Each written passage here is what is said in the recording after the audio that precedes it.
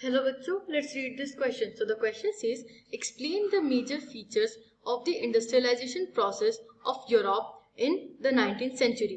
19th century में Europe में जो इंडस्ट्रियलाइजेशन प्रोसेस हुई है उसके मेन फीचर्स बताइए. Let's see the key concept is proto industrialisation. अब जो इंडस्ट्रियलाइजेशन हुआ है वो सिर्फ फैक्ट्रीज या फिर वेयर हाउसेज में नहीं हुआ, वो एक लार्ज स्केल पे इंडस्ट्रियलाइजेशन फार्म हाउसेज में भी या फार्म फैक्ट्रीज में भी हुआ है. यहाँ पे हम प्रोटो इंडस्ट्रियलाइजेशन से ये समझते हैं कि जब फैक्ट्री सेटअप नहीं हुई थी, जब बड़ी मशीनरीज का यूज करके प्रोडक्शन नहीं हो रहा था, उसके पहले भी किस तरीके से लार्ज स्केल प्रोडक्शन चल रहा था, उस फेज को हम प्रोटो इंडस्ट्रियलाइजेशन कहते हैं. Let's see our answer. First point is major industries. Cotton and iron industries were the most dynamic industries in Britain. Britain में सबसे ज्यादा डायनेमिक इंडस्ट्री थी कॉटन और मेटल की, मेटल में भी मेजरली आयरन की. Second is domination of traditional industry. The modern machinery and industries could not easily replace traditional industries. By the end of the 19th century, less than 20% of the total workforce was employed in technologically advanced industrial sectors. अब जैसा की concept में हमने समझा कि जरूरी नहीं कि इंडस्ट्रियलाइजेशन हर तरीके से फैक्ट्रीज में ही हो रहा था जहां पे मॉडर्न मशीनरी का या हाई एडवांस टेक्नोलॉजी का यूज हो रहा था. तो एक डोमिनेशन था ट्रेडिशनल इंडस्ट्रीज का जहां पे हैंड लेबर का भी यूज हो रहा था बहुत लार्ज स्केल पे. और जो मॉडर्न मशीनरी थी, जो इंडस्ट्रीज थी, फैक्ट्रीज स्टेब्लिश हो रही थी, वो बहुत ईजिली नहीं रिप्लेस कर पा रही थी इस ट्रेडिशनल इंडस्ट्रीज को, इस हैंड लेबर वाली इंडस्ट्री को.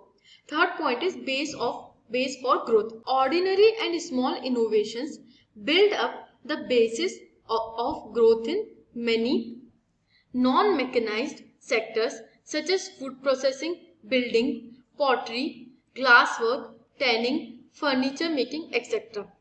अब क्या होता है, जो बेस होता है ग्रोथ का इंडस्ट्रियलाइजेशन में वो बहुत छोटे लेवल पे हो रहा होता है. वहां पे बहुत बड़ी मशीनरीज का इतना ज्यादा यूज नहीं होता है जितना ऑर्डिनरी और छोटे इनोवेशंस का. छोटे इनोवेशंस होते हैं उसी ट्रेडिशनल सेटअप में जो कि बिल्डअप कर देते हैं काफी नॉन मैकेनाइज सेक्टर को. नॉन मैकेनाइज सेक्टर मतलब जहाँ पे हम डायरेक्टली मशीन्स का यूज नहीं कर सकते. डायरेक्टली मशीन्स का यूज मतलब कि अब जब हैवी मशीनरी का यूज कर रहे हो तो वो थोड़े से रफ एंड टफ काम के लिए यूज होगा.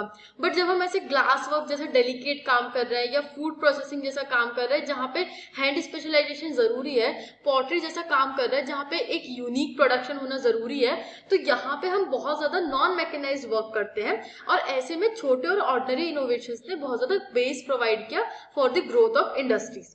Fourth point is new inventions. A series of inventions in the 18th century increased the efficacy of each step of the production process: carding, twisting, spinning and rolling. अब ये जो production processes बताई हैं ये basically cotton के जो कपड़े बनते थे, क्लॉथ प्रोडक्शन, टेक्सटाइल प्रोडक्शन, उसकी प्रोसेसेस हैं. तो ऐसे जो न्यू इनोवेशंस हो रहे थे जैसे कॉटन मिल का बनना या स्टीम इंजन का बनना, ये जो न्यू इनोवेशंस थे ये हर स्टेप ऑफ प्रोडक्शन प्रोसेस को एनहांस कर रहे थे, उसको अच्छा बना रहे थे, जिससे कि हर स्टेप पे एफिशिएंसी आ रही थी और ओवरऑल प्रोडक्शन बढ़ रहा था.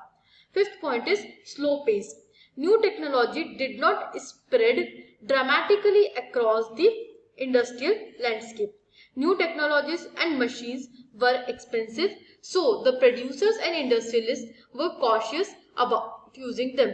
अब क्या हो रहा था कि न्यू टेक्नोलॉजी आ तो गई थी मार्केट में, it was available, but it was very much expensive और फिर उसका रिपेयर कॉस्ट एक्सेट्रा इंडस्ट्रियलिस्ट को पे करना पड़ रहा था.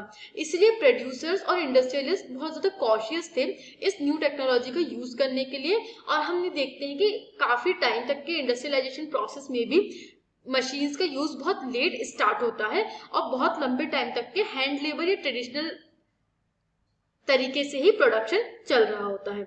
I hope you understood this question. Thank you and best of luck.